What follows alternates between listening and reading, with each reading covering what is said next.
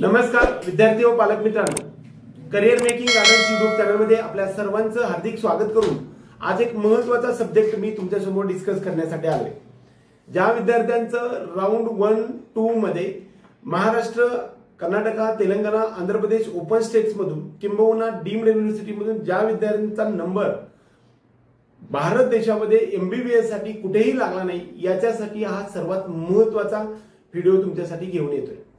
ज्या विद्यार्थ्यांना महाराष्ट्र राज्यामध्ये एमबीबीएस करण्याची इच्छा आहे आणि जे विद्यार्थी अगदी 200 पेक्षा कमी स्कोर आहे, अशा विद्यार्थ्यांसाठी 1,40,40,00,000च्या दरम्यान टोटल फीज आणि डोनेशनचा रकमेसहित जवळपास 1,30 पासून ते 1,50 पर्यंत असणाऱ्या वेगवेगळ्या कॉलेजेसमध्ये, त्यामध्ये सखुबाई कातकडे कॉलेज असेल, किंबहुना SSPM मेडिकल कॉलेज असेल, किंबहुना परभणी मेडिकल कॉलेज असेल, किंबहुना हे जे सर्व कॉलेजेसमध्ये आहेत की जे NY तासगावकर आहे, या Vedanta institute of medical sciences, या सर्व मेडिकल सायन्सेसमध्ये आपल्याला ऍडमिशन करण्याची इच्छा असेल आणि ज्या विद्यार्थ्यांना 200 पेक्षा कमी मार्क्स आहेत, अशा विद्यार्थ्यांसाठी आपल्याकडे मॅनेजमेंट कोट्यासाठी प्रत्यक्ष कॉलेजची बोलणी करून अकॉर्डिंग टू आपला जो काही स्कोअर आहे त्या स्कोअरनुसार CET सेलच्या वेबसाईटवरून IQ कोट्यामधून ऍडमिशन करून देण्याची प्रक्रिया ज्या विद्यार्थ्यांना करायची अशी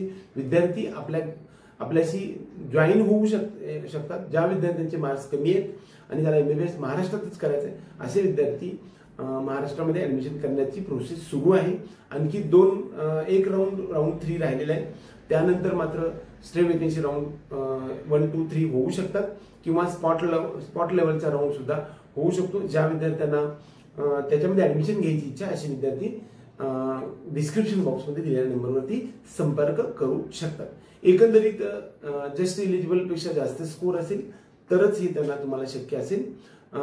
eligibility criteria OBC NT 1, 2, 3 SC ST साठी 113 पेक्षा जास्त मार्क्स पाहिजे। ओपन आणि EWS मात्र या विद्यार्थ्यांसाठी मात्र आपल्याला 144 पेक्षा जास्त मार्क्स असणे आवश्यक आहे। आपल्या सर्व विद्यार्थी आणि पालकांना हा शुभ संदेश देण्यासाठी आलो होतो। कदाचित हा व्हिडिओ आवडला तर व्हिडिओ लाईक करा, त्याचबरोबर या चॅनलला सबस्क्राईब करून बेल आयकॉन दाबा। एवढंच या निमित्ताने। जय हिंद, जय महाराष्ट्र।